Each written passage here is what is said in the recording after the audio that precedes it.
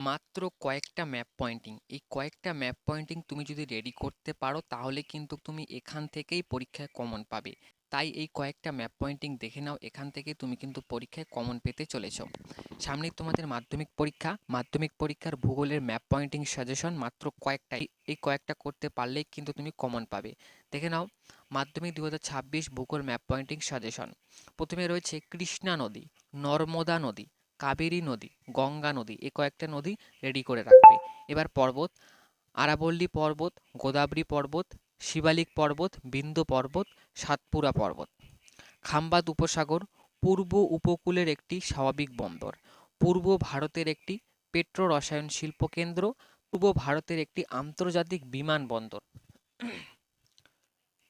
বছরে দুবার বৃষ্টিপাতযুক্ত অঞ্চল, ভারতের প্রধান কৃষ্ণ মৃত্তিকা অঞ্চল, ভারতের একটি কফি উৎপাদক অঞ্চল, ভারতের প্রধান প্রশাসনিক কেন্দ্র, ভারতের দক্ষিণতম বিন্দু।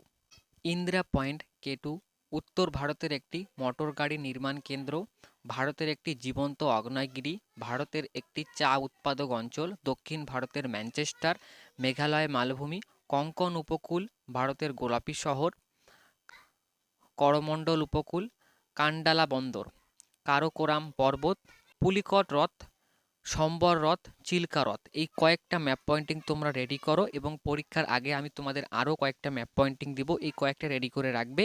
তাহলে কিন্তু তোমরা অবশ্যই পরীক্ষার মধ্যে এখান থেকেই কিন্তু কমন পাবে। তো আশা করা যায় তোমরা বুঝতে পেরেছো। তোমরা যদি বলো ম্যাপ পয়েন্টিংগুলো করে দেখাতে, তো অবশ্যই আমাকে কমেন্ট করে জানাবে। আমি কিন্তু তোমাদের একবারে প্র্যাকটিক্যালভাবে ম্যাপ পয়েন্টিংগুলো করে দেখাবো।